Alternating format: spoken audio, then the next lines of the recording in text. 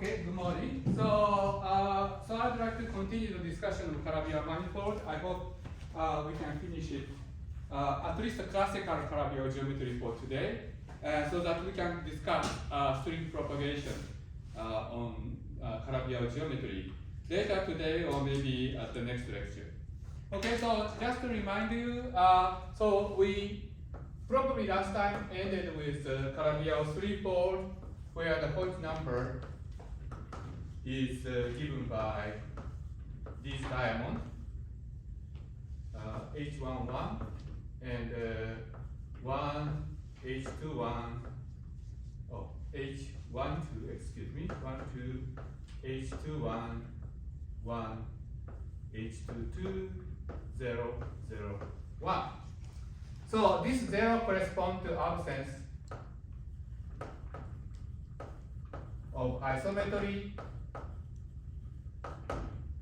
that there is no symmetry in general for Calabi-Yau manifold. This is a unique holomorphic 3-0 form. And H21 is equal to H12 and H11 is equal to H22. So there are only two numbers that characterizes Hoyt number of Calabi-Yau, these two numbers, H12 and H11.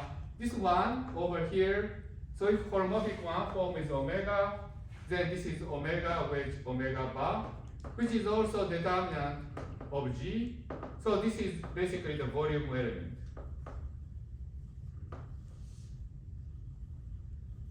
of the Calabi-Yau manifold. So there are many important local quantities that are all encoded in this. Okay, so H11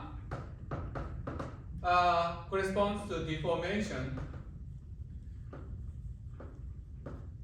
of Kaehler class, or in the string theory we call that as Kaehler structure, to distinguish that from classical Kaehler class, because we compactify this notion of Kaehler class. And that corresponds to the following things that we consider Kaehler form. DZI with DZJ bar. And then in general, this Kaehler form can be deformed. And then deformation can be parameterized by some parameter TA, omega A, ij bar, dzi with dzj bar. And then omega A, where A goes from 1 to H11, describe the H11 Hoyt drum cohomology of the Calabi-Yau manifold. So small H11 is a dimension of this space. Okay.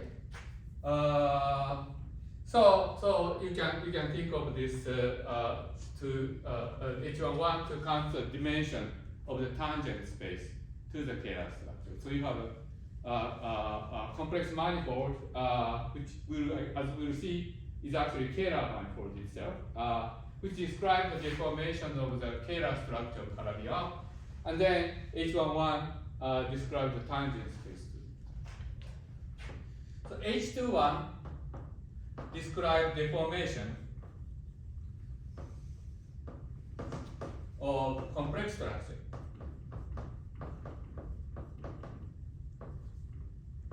So I told you that if you have, well, Calabi-Yau manifold is a complex manifold and it's Kaehler, and the Kaehler metric satisfies certain condition called Calabi-Yau condition, which is a vanishing of rich tensor.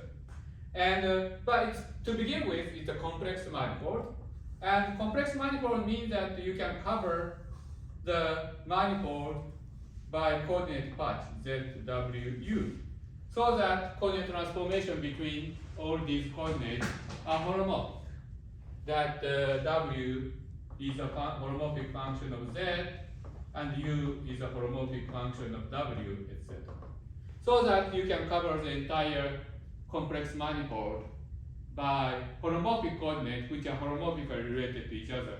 So there is no disagreement so what do we mean by complex manifold? Well, complex manifold means that everybody on that manifold agrees what it means function to be holomorphic. So namely that when you are given with some function, which in general is a function of coordinates fx, somebody said, well, this guy is holomorphic. I say, what do you mean? Well, what it means is that in my complex coordinate with derivative with respect to z bar is equal to 0. So that's in z coordinate. But then another person in w coordinate said, wait, is that true in my coordinate? And if the coordinate transformation between z and w is holomorphic, these two coordinates agree what this function, what it means for this function to be holomorphic. Okay? So basically, complex manifold means that there's actually agreement in what we mean by complex holomorphic function. And now suppose you have such complex manifold and complex coordinate. Then what do we mean by deforming complex structure? Well, it means that we change what we mean by holomorphic coordinate. So we change the holomorphic coordinate. So we turn to new coordinate z tilde, which is infinitesimally different from the original coordinate, by mixing it with some anti-holomorphic coordinate, right? That's the only way that you can deform. So there's an infinitesimal mixing with anti-holomorphic coordinate with some field, eta ij bar, which transforms like a tensor. So this is an infinitesimal transformation. So that means that in order to describe non-trivial, but you don't want this to be just simple coordinate change of coordinate. So that means that eta should not be something that cannot be entirely written as something like this. Because if you can actually write eta globally as derivative of something, then we can actually make general coordinate transformation so that it's actually just a holomorphic coordinate transformation in the end. So you don't want this. So what you want to do is to classify such tensor modulo this transformation. And it turns out that, yes, please. Why is it only and why holomorphic? Sorry? Why? Oh, because if it mixes with holomorphic coordinate, then it's just holomorphic. It's just one of these transformations. So it doesn't change the complex structure. In order for this to change complex structure, you have to mix with the anti-holomorphic coordinate. Now then you are deforming complex structure. So you want to parameterize how many ways you want to do. And the amazing thing is that actually the dimension of the space to do this deformation is finite. And in fact, it's counted by H21. Okay, so that's what I want to say. So what you can show is that there is a correspondence between such eta ij and omega I j bar, omega ij, k bar, which belongs to H21 of Calabi-Yau. And the transformation is pretty simple. So the map is basically eta I j bar is epsilon I j k. In fact, omega, I should use omega. Omega I j k of omega j k j bar. Okay. Maybe I should use L here, so that I don't repeat the same letters twice. Where omega is basically the inverse of ijk. Okay, so there is a unique holomorphic holomorphic three form in complex three dimension as single independent component, so we can invert it. The definition of Calabi-Yau requires that this omega is nowhere vanishing, so it's well defined to take an inverse. And then this gives a map between these two things. And you can show that if there is you have an element of omega, so namely omega, which is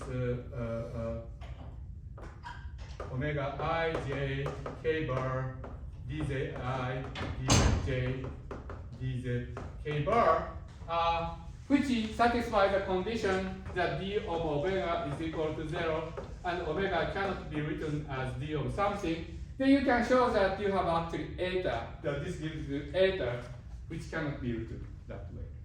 Okay? So these two are equivalent statements. So basically, you can classify the way that you can deform it in this way. Okay?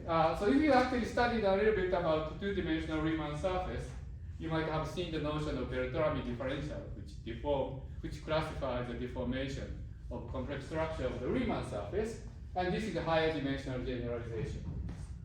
So in general,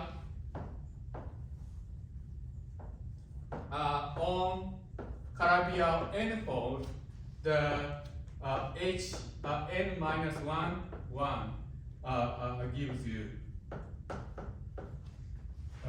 infinitesimal deformation of complex structure.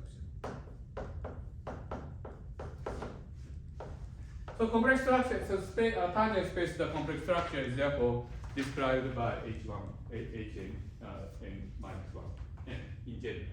Okay, and so repeat this Hodge diamond.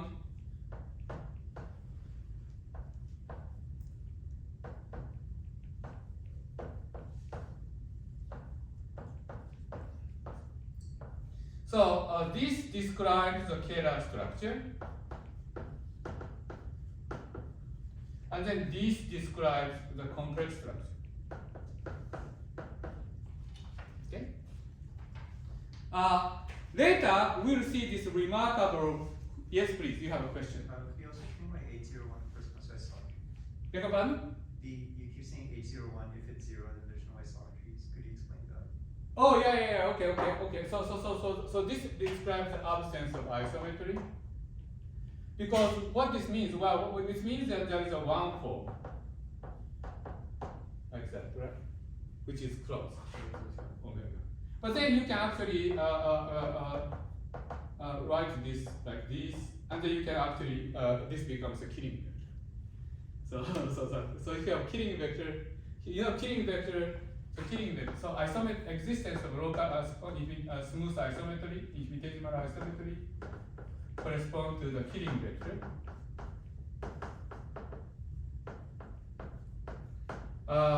Which is a vector which satisfies this equation.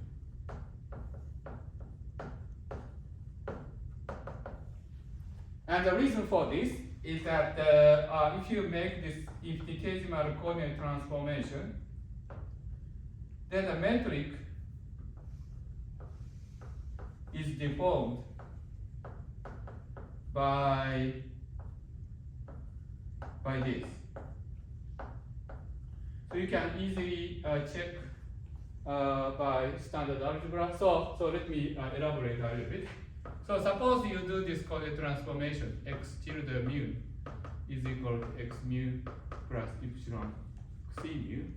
Then the metric tensor transforms like del x rho, del x sigma, del x mu tilde, del x nu tilde g rho sigma x, and this is x tilde. So this is a coordinate transformation, right? So this means that if you change, so if you make this infinitesimal coordinate transformation, this will be like delta mu rho plus ordinary derivative, and I think it's minus because it's downstairs, and there is epsilon del mu c rho, and then this is equal to delta mu sigma minus epsilon del mu c sigma g sigma rho of x. But on the other hand, on this side, you have g tilde mu nu of x plus epsilon c rho del rho g tilde mu nu of x. But since I have multiplied epsilon and I assume g and g tilde differ only by epsilon, so I can remove this epsilon. Now I can move this to the right hand side and write g tilde x mu. This is equal to g mu nu of x minus epsilon of del mu sigma mu plus del mu sigma rho sigma mu, and I believe minus plus maybe of del C rho del rho of G mu mu.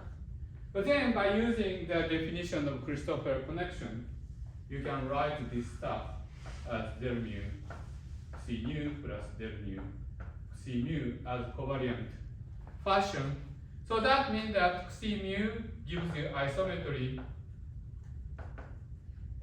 if and only if it satisfies this equation. Okay? And then by this transformation, you can transform this into omega mu dx mu. So if there's a closed one form in the closed one form, then it gives rise to isometry in the case of Calabi. And so our sense of isometry is related to this condition. Okay? So that's that. But then there is a, so okay, so that, thank you for asking. This is a useful thing to clarify.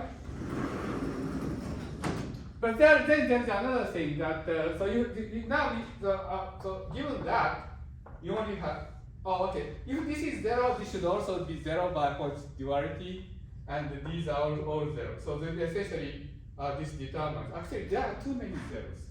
I think I shouldn't have these zeros. Yes. So by its duality, these are all determined, and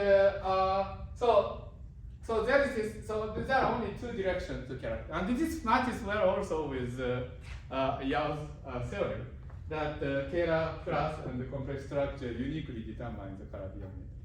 Okay, so everything is nicely sort of encapsulated in this, and there is even more nice thing called mirror symmetry.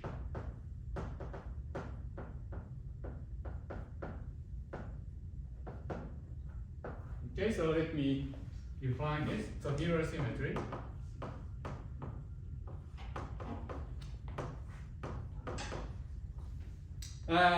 So mirror symmetry means the following things that so there is actually a pair of Calabi-Yau.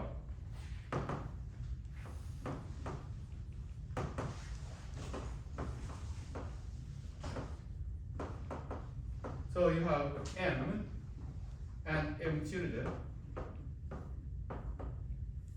So that the 2D supersymmetric sigma model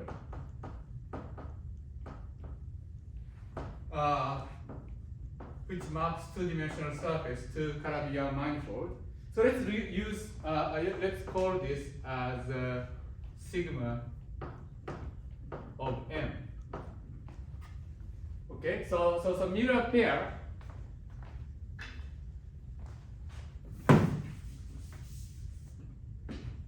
The mirror pair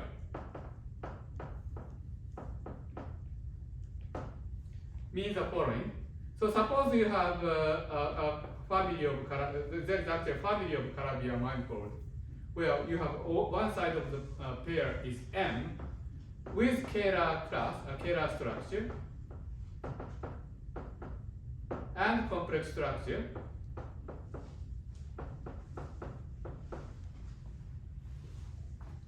So therefore, the number of T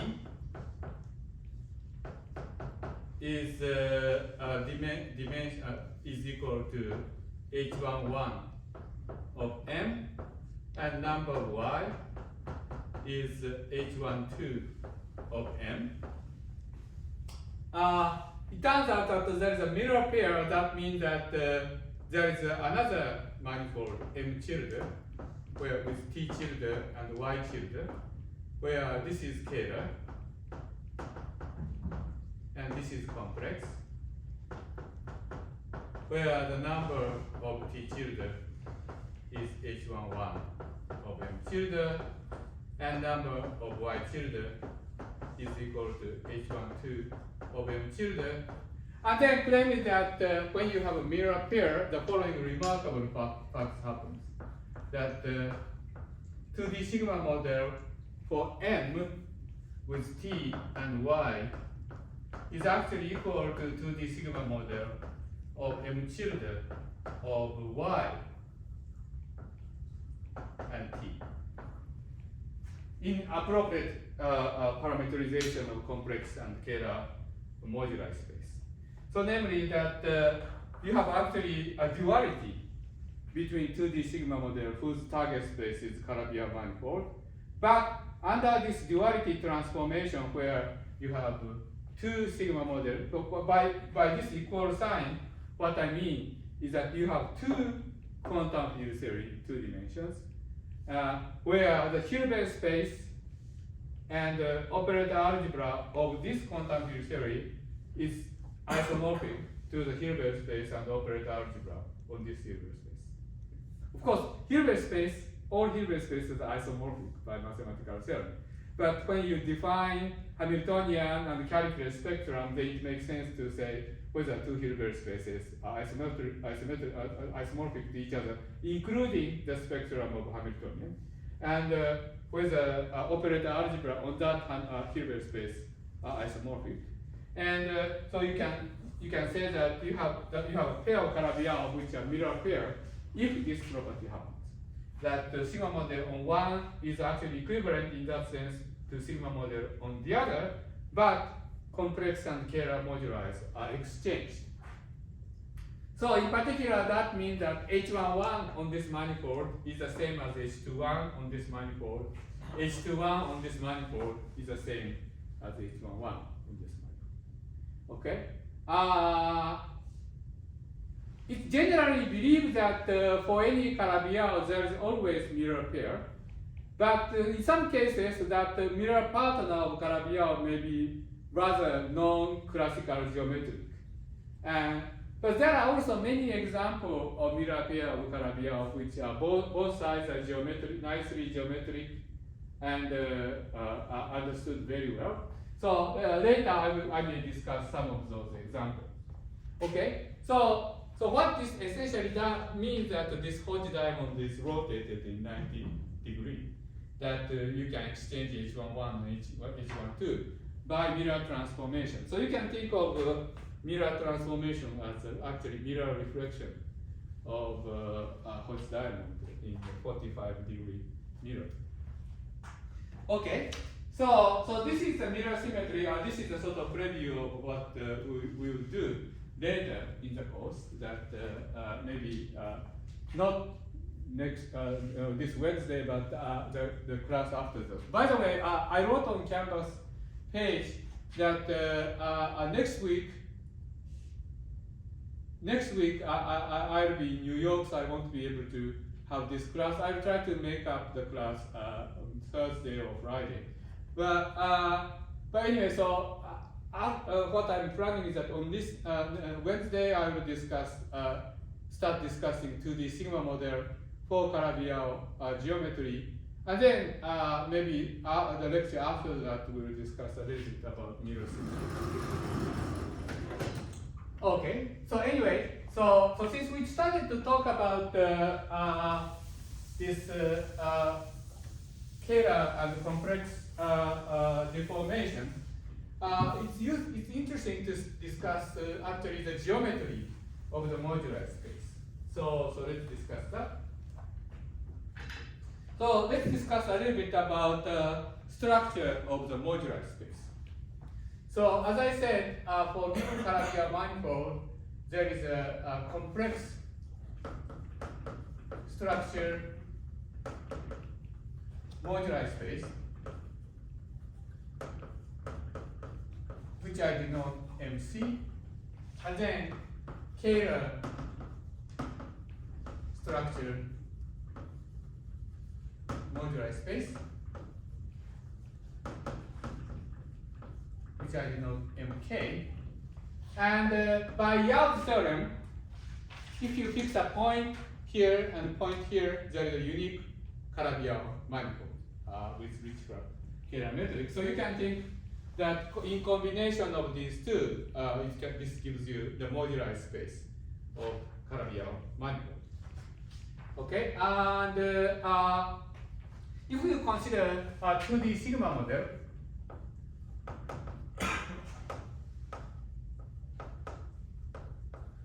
then there is actually a very interesting phenomena that you can study complex structure of Calabi-Yau manifold by using classical algebraic geometry, and so is Kaehler structure.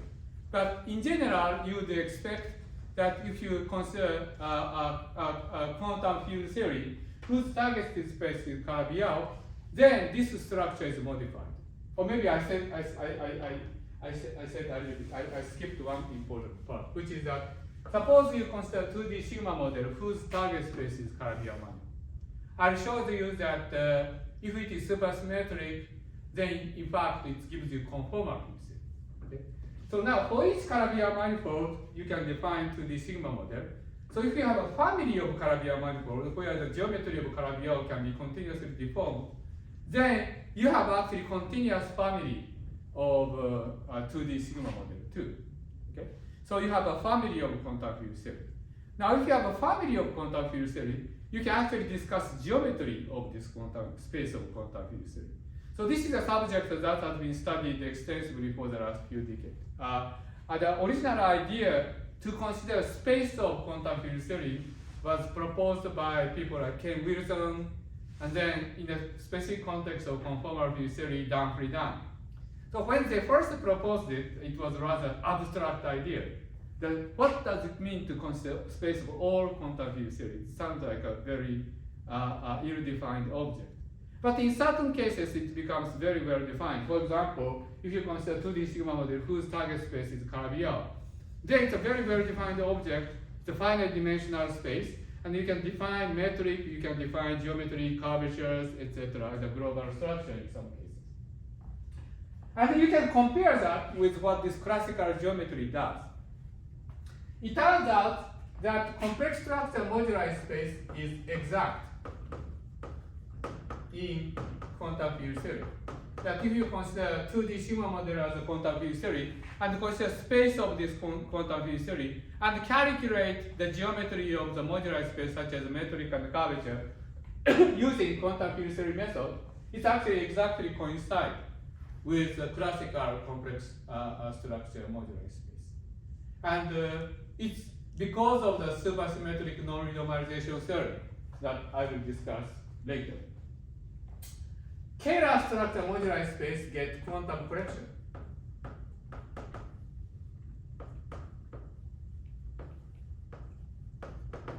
But in a way that is sort of well understood.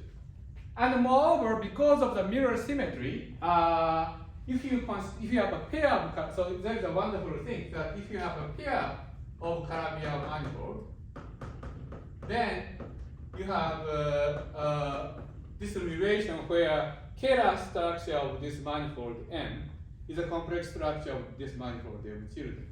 The complex structure of this manifold M is a Kaehler structure of this.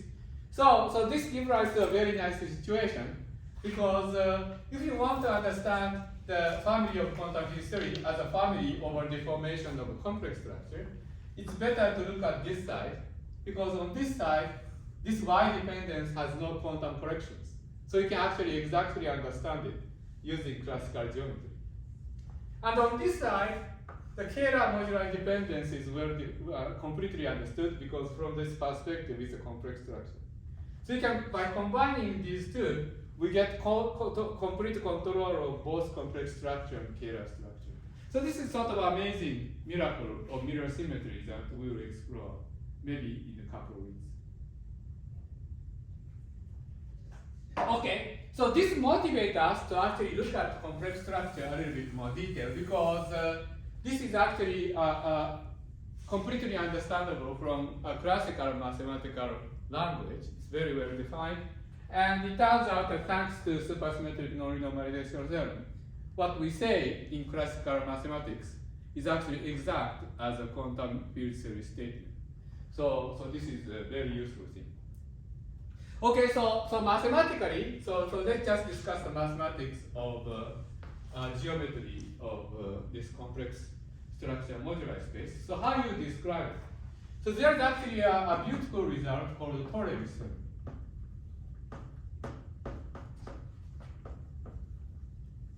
Which basically says that you can parameterize the complex structure of this Calabi-Yau manifold by calculating what is called the period of holomorphic 3 form. It's an integral of the holomorphic 3 form, which is the following object. That so in Calabi-Yau,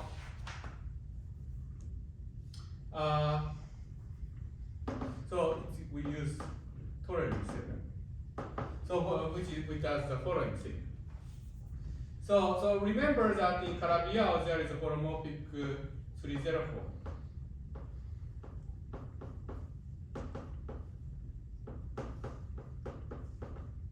So this omega is 3 factorial of omega I j k dzi which dzj which dzk. Okay? So there is this holomorphic 3 form. So if this is a 3 form, so you can integrate this over 3 cycles. Okay? So there is a unique. So what are the 3 cycles? So in Calabi-Yau, there are so you have H3. So this is the homology. So you integrate something. So you know that. Okay. So let me first say the following. So suppose the gamma is 3D, real 3D submanifold of Calabi-Yau manifold. Now suppose we integrate holomorphic 3 form of omega. So this gives you something called a period. So it's called pi of gamma. So this is a period. It's called the period of omega on gamma.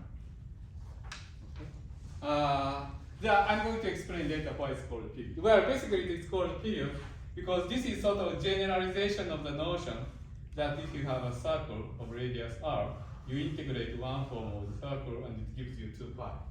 And so it's something like that. So the 2 pi is a period of a circle, and so this is in general a period of holomorphic 3 form on the 3 cycle of Calabi-Yau manifold. Now, but suppose I infinitesimally deform this cycle. So suppose I change gamma to gamma children. Okay, and so you change gamma to adding something like that, right? So suppose it's in infinitesimal. Then you can easily see that this is equal to, by Stokes' theorem, this is equal to integral of omega plus integral of d of omega by Stokes' theorem, where d is a space. So if this is gamma and if it is gamma children, then there is actually a space between them, so that the boundary of d is equal to gamma children minus gamma. Okay, you can have such. But then, since d is omega is a closed 3 form, so actually this vanishes. So that means that under infinitesimal deformation, or a period of omega over 3 cycle is invariant. So that means that period depends only on the homology class of gamma. So therefore, a pi of gamma, which is an integral of this, is a function on H3 of Calabi-Yau manifold. Okay, so H3 is decomposed into H0, H30 plus H21 plus H12 plus H03, etc. So you have basically dimension of H3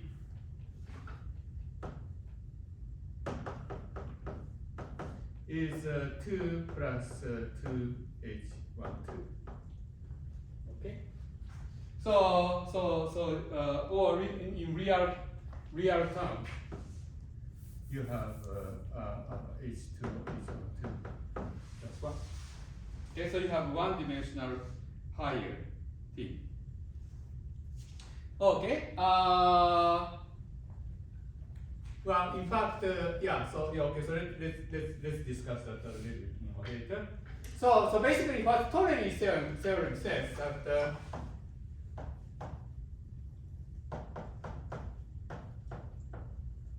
what Toric theorem says is that complex structure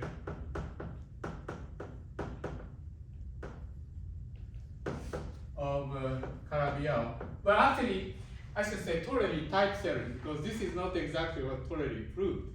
But there is actually a family of theorem in geometry called Toric type theorem. It basically says that the geometric data are uniquely determined by the field. So complex structure of Calabi-Yau is uniquely determined.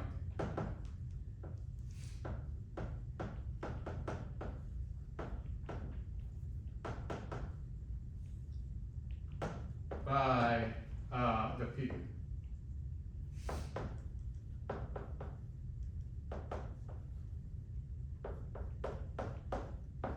Okay. This is actually very prevalent in many sort of things about the complex structure. So, for example, this works for Calabi-Yau, and this also works for Riemann surface.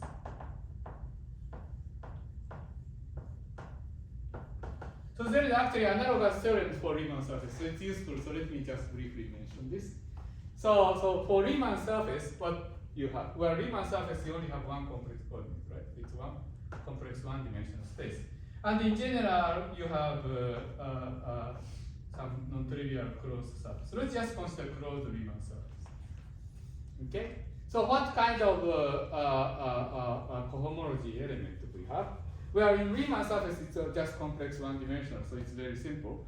So you have so what's the Hodge diamond? Well, you have one, and then you have actually let's see, so G, and one. So this is the Hodge diamond. So H00, H10, H01, H11. Okay. So you have this Hodge diamond. So where G is a genus, so you have 1, 2. So you basically G is the number of holes. Okay. So what this G means? Well, G means that there is actually holomorphic one form.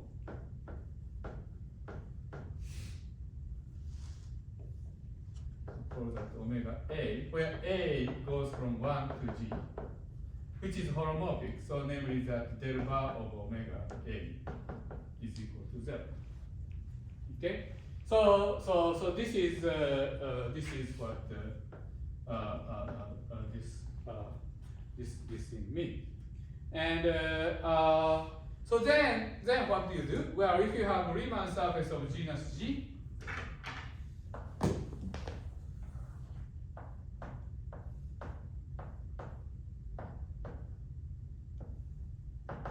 then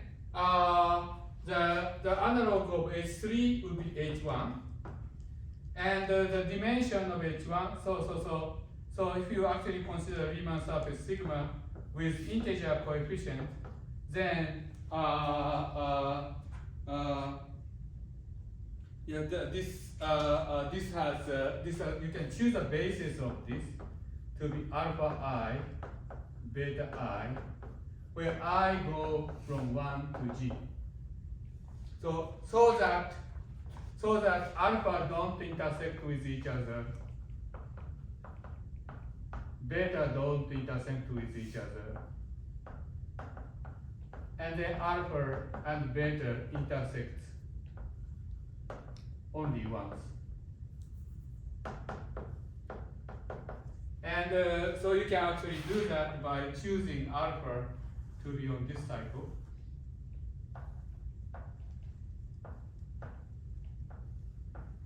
Alpha G with this period orientation, and beta to be this.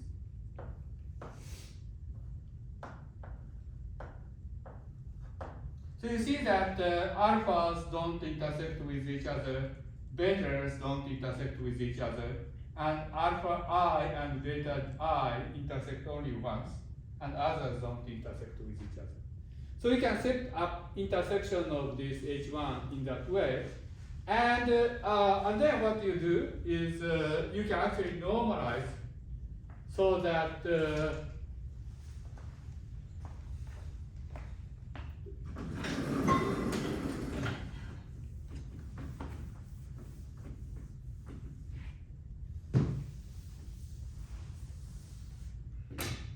so you can actually normalize so in the continuum Riemann surface.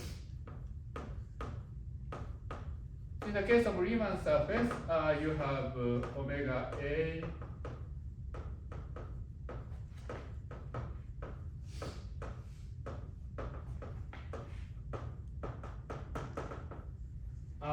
so you can actually normalize so that omega A alpha B is equal to delta AB. So this is sort of definition of normalization of omega. And with this normalization, we can actually calculate beta B. And it turns out to be, yeah, so it gives you G by G matrix.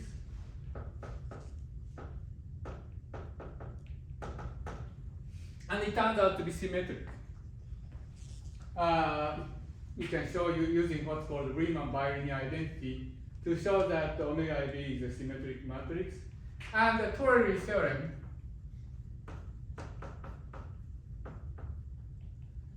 says that omega AB uniquely determine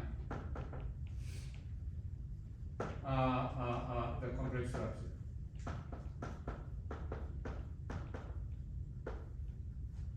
Okay, so this is actually an important result in mathematics of Riemann surface. So that so this way we can actually completely parameterize the geometry of Riemann surface. So this is actually a very useful thing. In the case of Riemann surface, this is actually useful but not totally satisfactory because we know that the dimension of complex structure is 3G minus 3 for genus greater than 1. On the other hand, the dimension of the space of omega, the period matrix, as you can see, is 1/2 of G plus 1, because this is a symmetric matrix. Actually, the only other condition is that the imaginary part is a positive definite matrix. And so that you see that this in general grows faster than this one. So in higher genus, in general, period matrix is a bit of redundant parameterization. So this was an important question called Schottky program to determine how to characterize a subspace of this space of period matrix, which corresponds to the modular space of complex structure. So you have a space of omega, and in it there is a subspace, which is a modular space.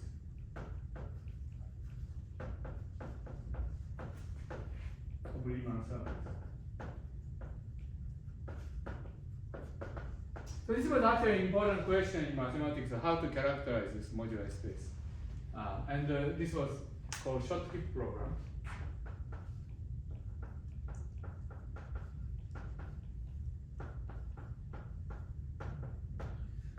Which was actually completely solved about 40 years ago. Anyway, so there is some interesting story about it.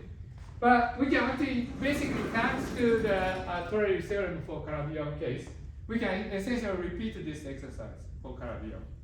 So what you need to do is basically to calculate the integral of holomorphic 3 form over period, and it characterizes the complex structure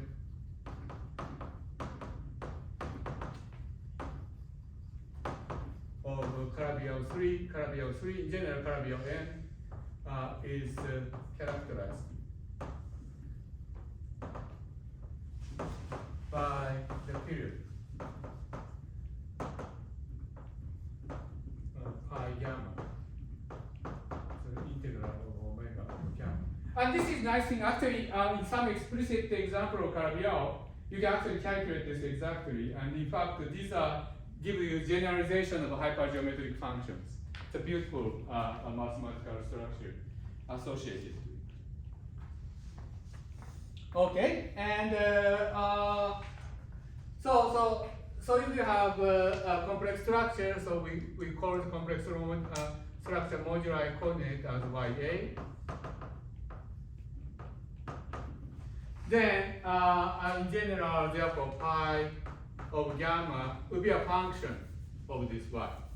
So we can actually explicitly express them, but let me discuss a little bit more about this.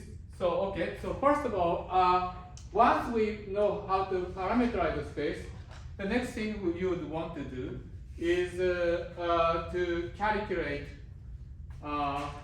the metric and connections, etc. And that can be actually done in the following way. So we used omega to parameterize a complex structure, and but omega also defines some kind of line bundle over this moduli space. So we call this as moduli space in C1. And so omega defines a line bundle over MC, and it's called the Hodge bundle.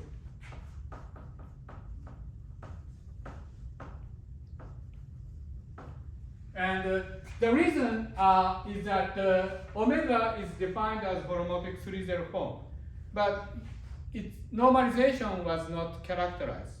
So you can actually choose a normalization of the omega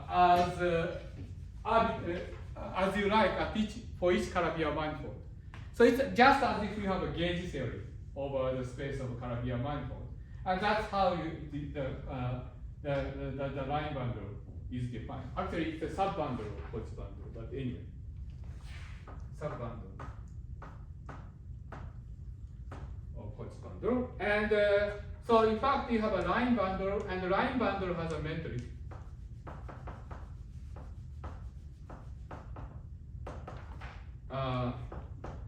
Omega squared is equal to pi times omega with omega bar integrated over the Calabi-Yau. Okay. So the reason that this defines omega, the metric, is that if you have a section of this line bundle, it uniquely determines omega as a function over the moduli space of Calabi-Yau, and for which you can actually calculate this as a number. So this gives you a metric. And it's a positive definite thing. So now with this line, but there is a general mathematical statement that if you have a line bundle, and then if you have a metric, this actually gives rise to a nice Kaehler metric. And so in fact, this gives rise to a Kaehler metric.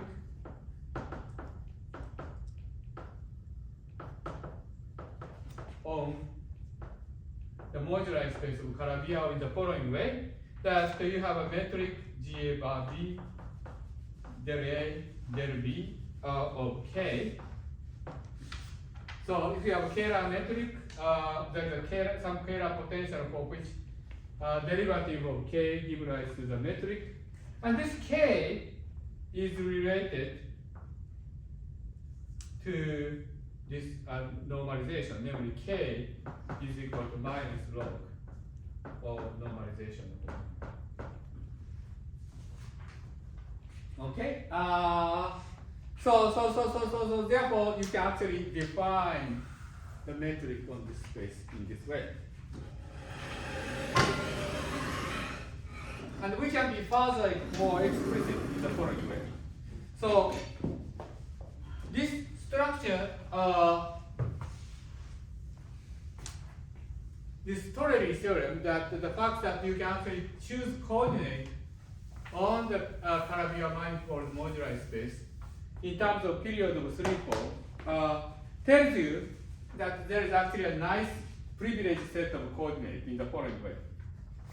So this actually makes use of the idea very similar to what I did in Riemann surface here too. Namely, that you have this H3 of gamma. So remember that field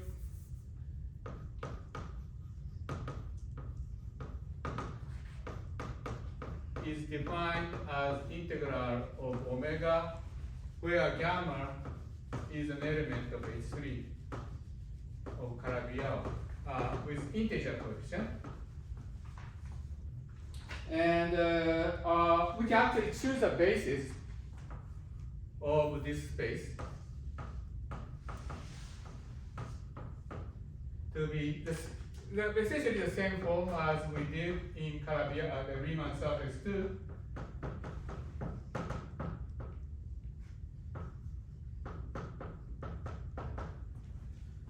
Like this. So that alpha I, alpha j is empty, beta I and beta j is empty, and alpha I and beta j intersect once. Okay, so this is you can choose this. So this is very similar to what I did in the case of Riemann surface. And then we can define we can define xi to be equal to integral of omega over alpha I, and fi to be integral of omega over beta I, where I goes from 1 to h12 plus 1. Remember that dimension of H3 is 2 plus 2 h12. Half of that we choose to be alpha, and half of that we chose to be beta. Okay. Now, but there is something funny about this. I told you that the dimension, complex dimension of a Calabi-Yau manifold is h12. Now there are too many of these. There is h12 plus 1 complex coordinate over here, and there is h12 plus 1 function, another complex number fi.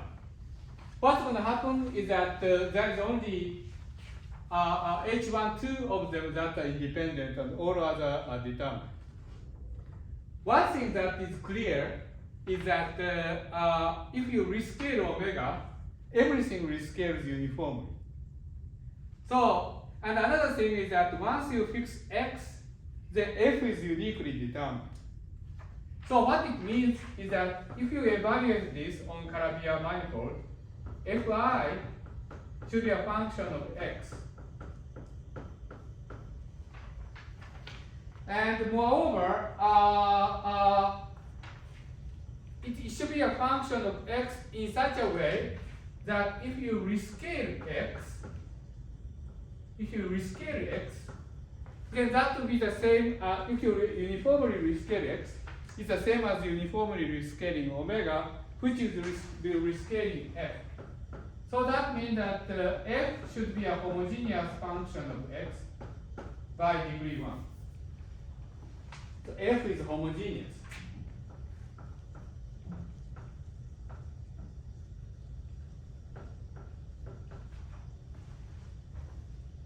Okay?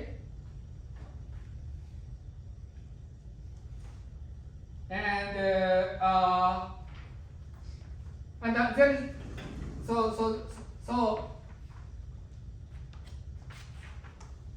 but since the x are also still a bit redundant, because there's one more complex number than you need to determine complex structure. But that one is easy to remove, because that one comes from the fact that there is a scaling ambiguity for omega. So you just need to you choose a ratio. So what you can do is define YA to be the ratio of x over, say, so for example, H2, 1 plus 1, where A go from 1 to H2, 1, H1, 2. So you just choose the first H1, 2 of x, and then take the ratio of that with the restaurant. And then this is called yi. So this is actually a nice coordinate, it's called the flat coordinate. of the moduli space. Flat coordinate is a little bit confusing terminology because the geometry is not totally flat, but this is a coordinate as nice as a flat coordinate.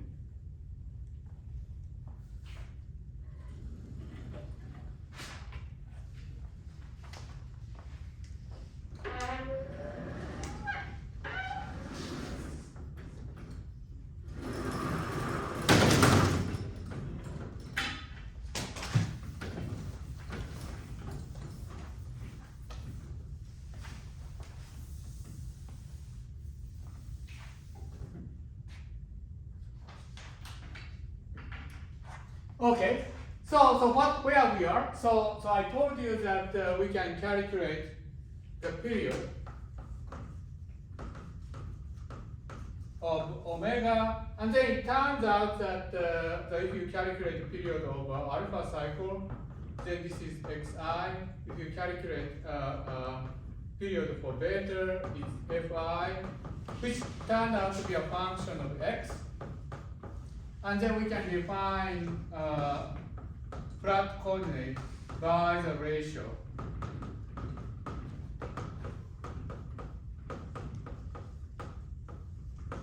of these things.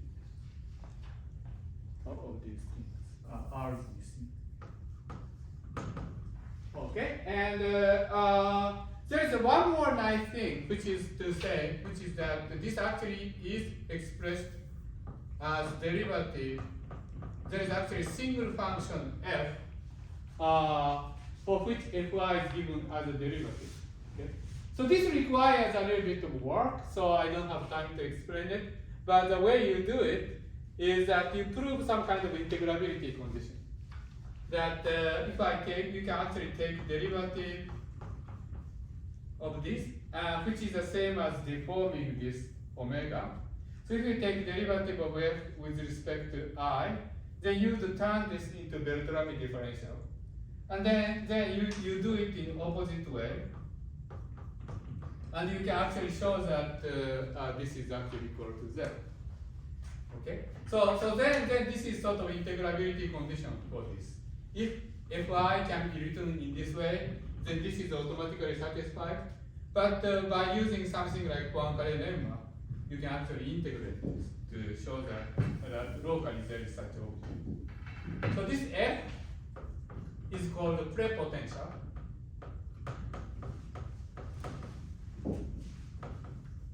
And this plays very important role in many contexts in geometry, but also in supersymmetric theory. As we will see, you can embed all these things in the language of quantum field theory. And this prepotential appears a very important role in quantum field theory. For example, there is this famous thing called the Seiberg-Witten theorem. Seiberg-Witten theorem.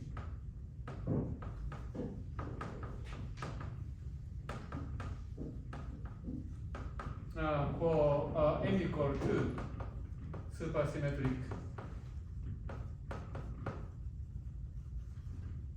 gauge theory.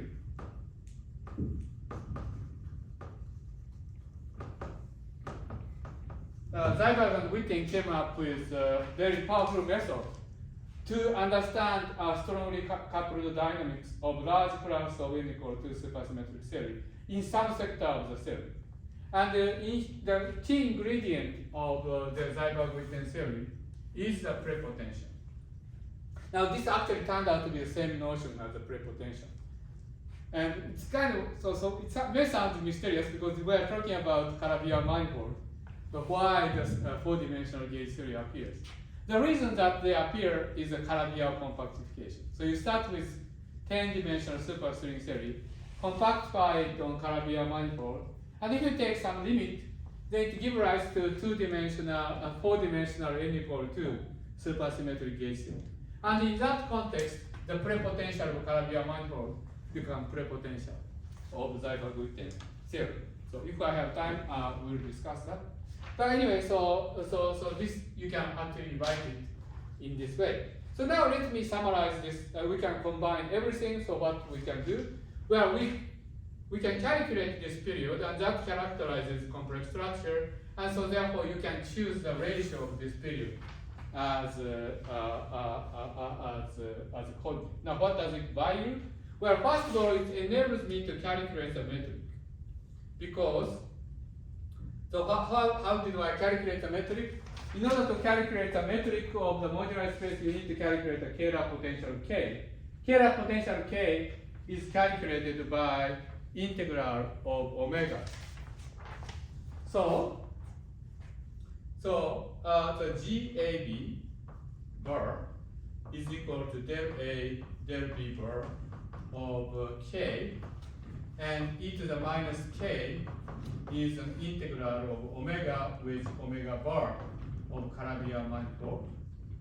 Okay, so now how is that related to this story? Do you see the connection? Well, in order to calculate the metric on the moduli space of Calabi-Yau, we need to calculate the product of omega and omega bar integrated over Calabi-Yau. We know how to calculate the period of omega, which is integral of omega over period, and the integral of omega over period beta. Now, there's actually a beautiful thing called Riemann bilinear identity, which is to say that this is actually equal to sum over I of integral of omega over alpha I, integral of omega bar over beta I, plus integral of omega over beta I, integral of omega beta alpha I. Actually, probably it's minus and then they divide by some part. But anyway, so you can actually do this integral in this way.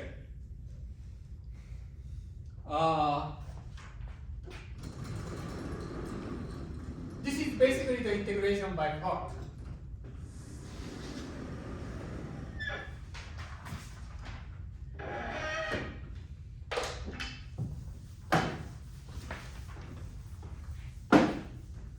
So this allows us to calculate this integral. So let me transcribe this over here. So I wanted to calculate this over Calabi-Yau manifold, but instead of calculating this by Riemann bilinear identity, so it's called Riemann bilinear identity, you can actually write this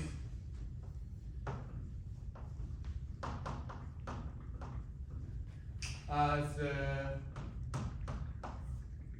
alpha I omega beta I omega bar minus beta I omega,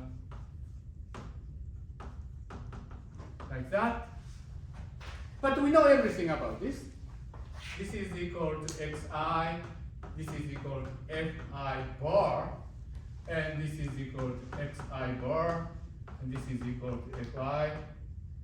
And then this f is furthermore written in this way. And so if I use flat coordinate,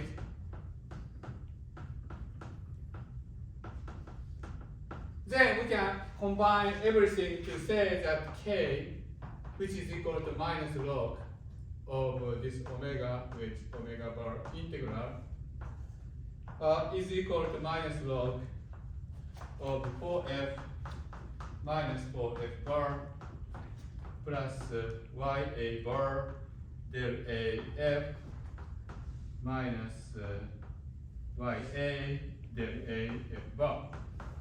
So this is the beautiful thing. So once you know the single function f, we can calculate Kaehler potential and therefore Kaehler metric. So we can calculate the metric on the space of Calabi-Yau manifold in a very explicit form. And this has been done in variety of explicit Calabi-Yau manifold construction.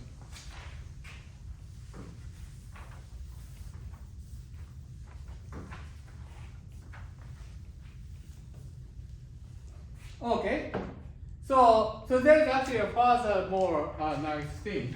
So from this we can calculate the metric.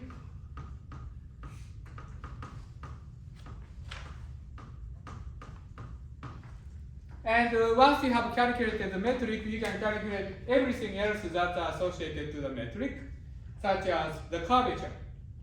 So we can calculate Riemann curvature. In the Kaehler manifold, the only interesting non-trivial component of the Riemann tensor is this mixed component of holomorphic, anti-holomorphic, holomorphic, anti-holomorphic mixing. And it turns out to have a remarkable structure that once you use the factor GAB bar, this is something actually you can check by yourself. You can put this in Mathematica, for example. If you assume that there is some holomorphic function f for which the Kaehler potential is given in this way, and then if you calculate the metric and if you use the standard formula for the Riemann curvature, there is a package for that in Mathematica, so you can do that. Then you can actually check that this is equal to GAB bar, GCD bar, plus GAD bar, GCB bar, minus e to the 2k, CACE, C bar, B bar, D bar, F bar, GEF bar, where CABC is equal to del Q of del YA, del YB, del YC. Okay, so this is for historical reason, it's called the Yukawa coupling.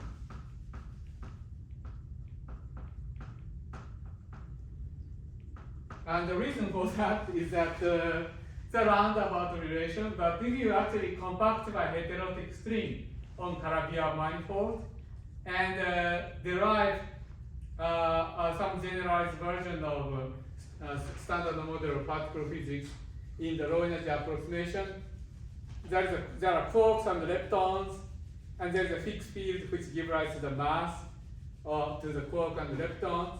And in order to calculate how much mass is generated by Higgs, you need to calculate a 3-point function of Higgs and quarks.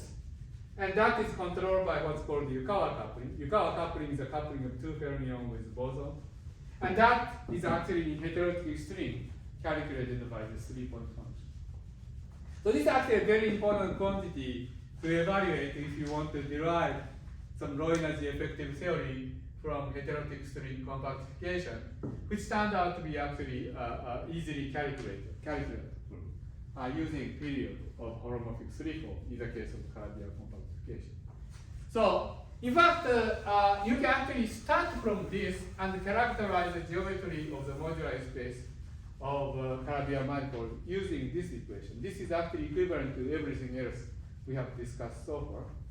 So the geometry, the Kaehler manifold which satisfies this geometry is special Kaehler manifold.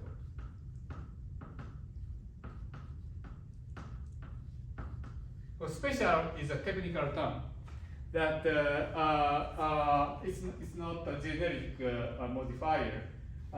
It's made very specific thing that it's a Kaehler manifold whose Riemann curvature satisfies this condition. Or equivalently, the Kaehler potential is characterized in this way. Okay.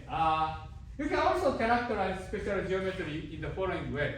That in general, this geometry is of course non-trivial. The Riemann curvature is not zero, so the covariant derivative is not flat. However, you can do the following things: that you have this covariant derivative, and you can augment this covariant derivative by adding Yukawa coupling. Covariant derivative acts, say, for example, in the tangent space. So this has a direction of the vector. So in general, covariant derivative is you have three indices, right? Because it acts on the tangent vector and you have a direction. That's the same structure as a Yukawa coupling.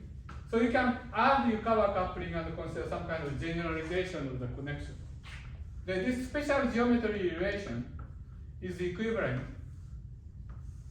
to say that this generalized connection is flat.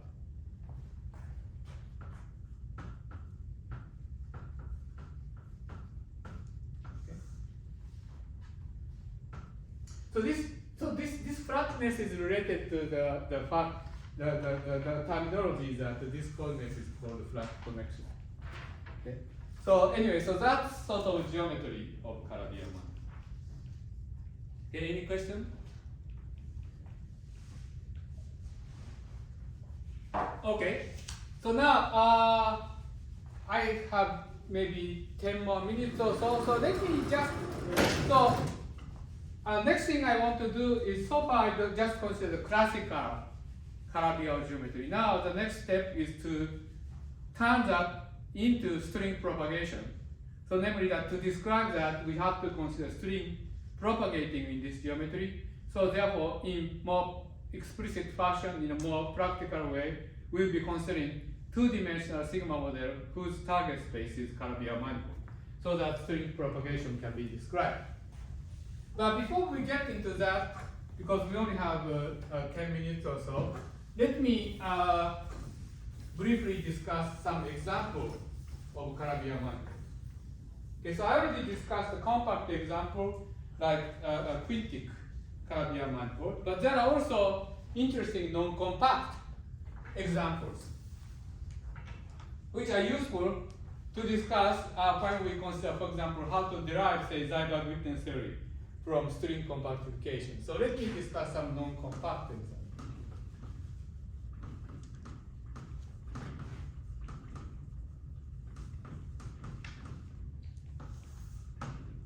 Okay, so there is one, first example is local CP2. CP2 is not Calabi-Yau manifold, but you can consider line bundle over Calabi-Yau manifold.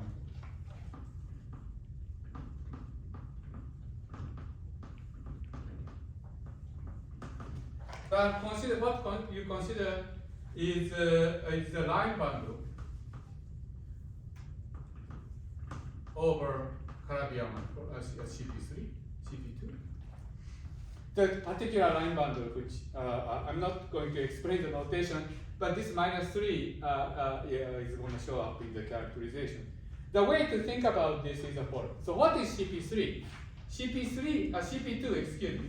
To define CP2, one thing to do is to consider a set of three coordinates in C3 with 0 removed, right? And then you identify this with some identifier.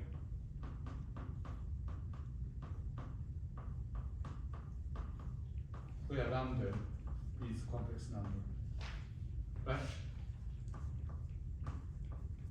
So then if you divide this by this, then you get CP2. Now so that is this one. That is the base. Now the total space can be described in the following way. Instead, you actually increase one coordinate. And then make this identification.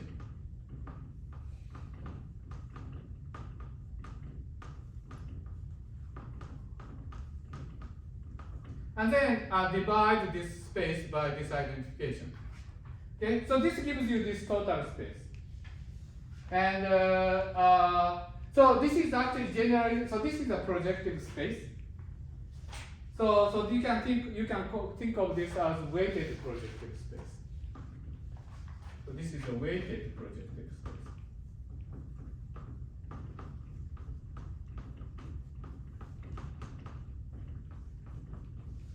So this weighted project space turned out to be Calabi-Yau. So this is actually a simple example.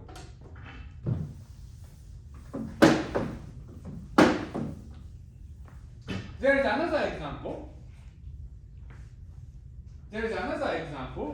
Which is local CP1. So in this case, the fiber is two-dimensional, and the base is complex one-dimensional. So previous example, the fiber is one-dimensional and the base is two-dimensional. And it's also a similar kind of thing. So you consider x1, x2, z1, z2, and make this identification.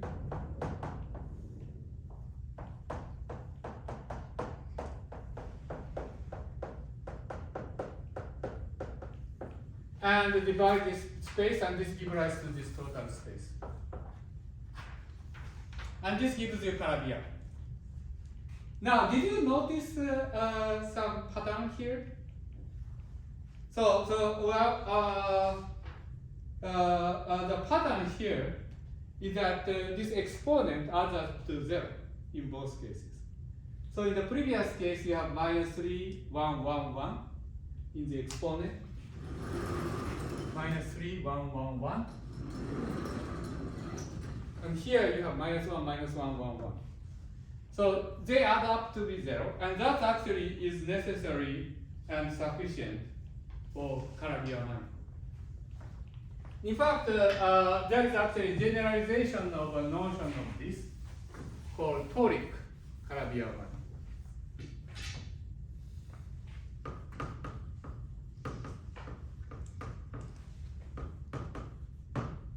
Okay, so actually we can rephrase, for example, this construction of local CP1 in the language of gauge theory, and which is actually useful when we want to put it on the two-dimensional sigma model, which actually nicely encapsulates this thing. So let me explain this. So let me revisit the local CP1, CP2. So remember that the local CP2 that I discussed over there, we consider Z1, Z2, Z3, Z4, and identify this with -3, Z1, Z0, 1, 2, 3.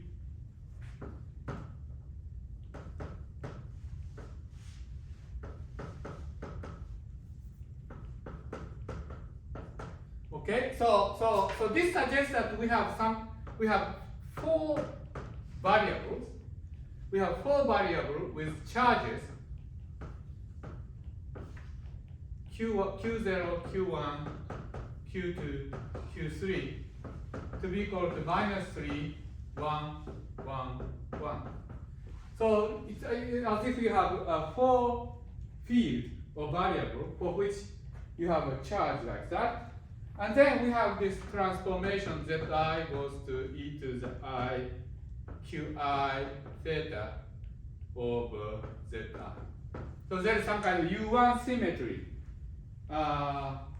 And the field transforms in this way. And then you can consider some kind of a symplectic form. Or Kaehler form K, which is defined in this way.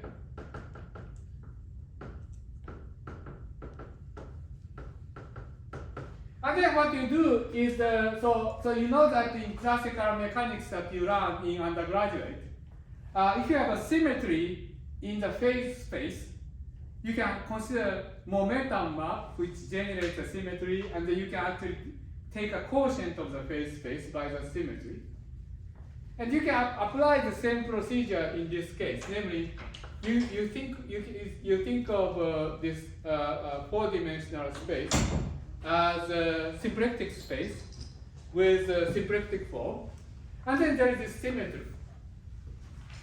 And so you can consider dividing this phase space or by this action. So in this case, this symmetry is generated by the moment map, which is defined by phi, which in this case is 3 Z0 square plus Z1 square plus Z3 square, Z2 square plus Z3 square. And with this scalar potential, it is generated. And then this local CP2 is constructed as basically the inverse image of this divided by this U1 symmetry. So this is sort of general construction. Okay, and this can be easily generalized for many dimensions. So in general, you consider n-dimensional flat space, and you consider n gauge symmetry, which satisfies the condition basically that charges sum up to be zero. And that is actually necessary and sufficient for Calabi-Yau condition. So in general, you consider n-dimensional space, and you have sets of m charges acting on this m-dimensional space, so that each charge adds up to zero. And then you do this standard Hamiltonian reduction of this phase space of n variable, and that gives rise to Calabi-Yau manifold. So these give rise to large class of non-compact Calabi-Yau manifold, and many of them are these are very useful for two reasons. One is that it actually the many of the physical quantities associated to strings are actually calculable for this class of Calabi-Yau manifold. I will discuss some of them later. And also these constructions are directly can be used to give rise to a variety of interesting gauge theory in low dimensions, and you can actually connect to string dynamics to gauge dynamics. Okay, so today I discussed two things. One was to consider family of Calabi-Yau manifold, the complex manifold, complex structure and Kaehler structure, and explained how to parameterize complex structure of the Calabi-Yau manifold and derive the geometry of the Calabi-Yau manifold. We exhibited the special Kaehler structure of the Calabi-Yau manifold, and then we talked about some of the examples. So in the next lecture on Wednesday, so far I have discussed classical geometry of Calabi-Yau manifold. So in the next lecture, I will put that on string theory. So we'll consider two-dimensional sigma model whose target space is a Calabi-Yau manifold, and that sigma model describes strings propagating in Calabi-Yau manifold, and then discuss which aspect of this classical geometry we talked to today are preserved and which aspects are default, but in a controlled way. And then if I have time, probably I will not on next Wednesday, but maybe in the following lecture, discuss mirror symmetry and many other techniques to do useful calculation of this sigma. Okay, so that's it for today.